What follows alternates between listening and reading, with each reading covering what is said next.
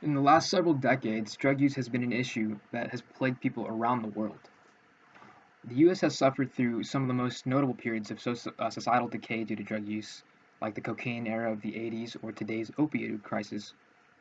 President Nixon's introduction of the war on drugs in the 70s has led to policies today punishing the wrong people and perpetuating the boom of the prison industrial complex. The decriminalization of drug use can help to decrease the overall impact that drugs have on our society. Number one, the war on drugs has had little to no effect on drug use. Betsy Pearl, an associate director of criminal justice reform at the Center for American Progress, writes in 2018 that every 25 seconds someone in America is arrested for drug possession. The number of Americans arrested for possession has tripled since 1980 and reaching 1.3 million arrests per year in 2015, 6 times the number of arrests for drug sales. Incarcerating people for drug-related offenses has been shown to have little impact on substance misuse rates. Instead, incarceration is linked with an increased mortality from overdose.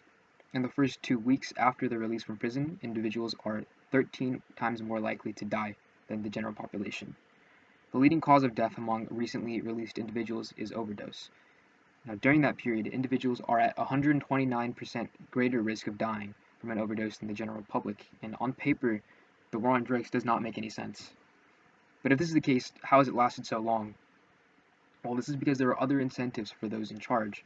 Number two, tough on crime politics has fed the prison industrial complex. This is explained by Andre Cummings, a law professor from the University of Arkansas.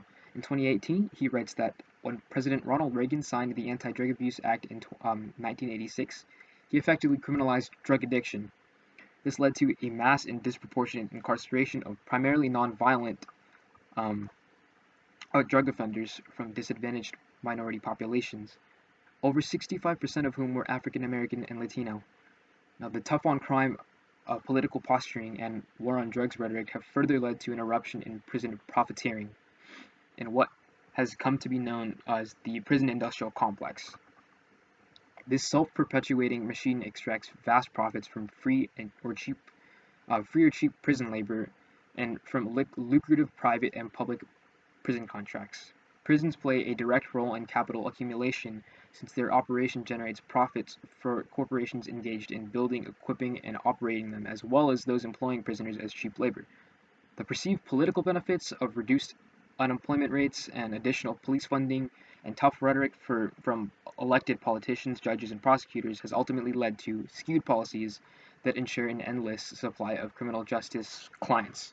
Now, to summarize what Cummings has pointed out, what he's saying is that he's pointing out that the policies of today are being upheld and created by politicians who have been bought by the profits of the prison industrial complex. Number three, Portugal has shown the benefits of decriminalization.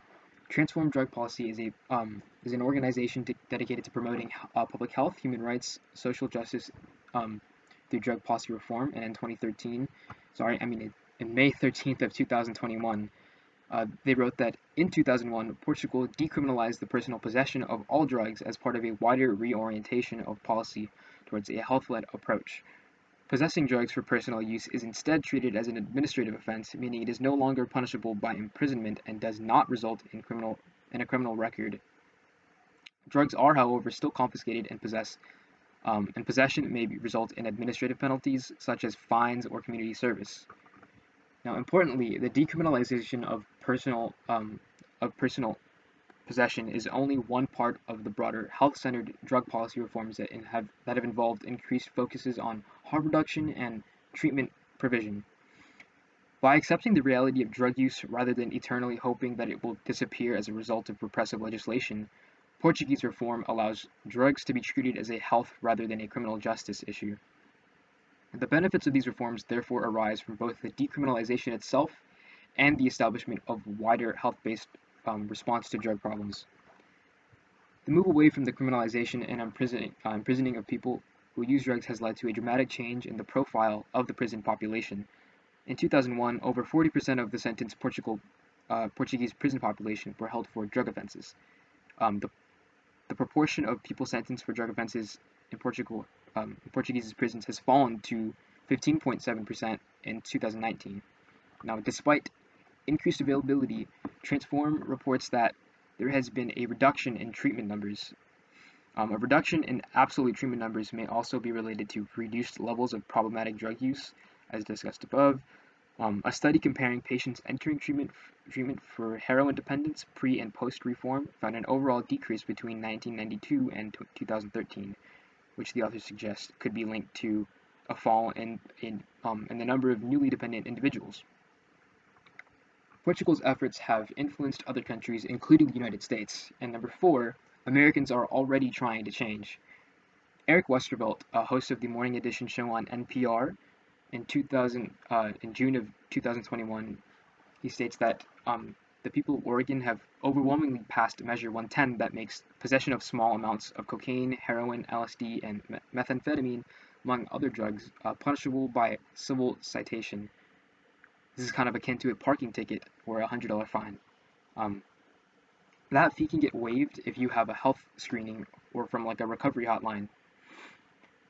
What we've been doing for the last number of decades has completely failed, says Mike Schmidt, District Attorney for Oregon's Multnomah County.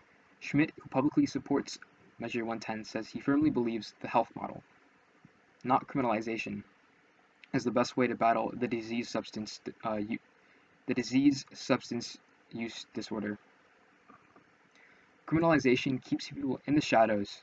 It keeps people from seeking help from their doctors and from telling their family members that they have a problem, Schmidt says. Now, by decriminalizing drugs, we can give people the opportunities they need to get better rather than adding them to our already overpopulated prison system. Thank you.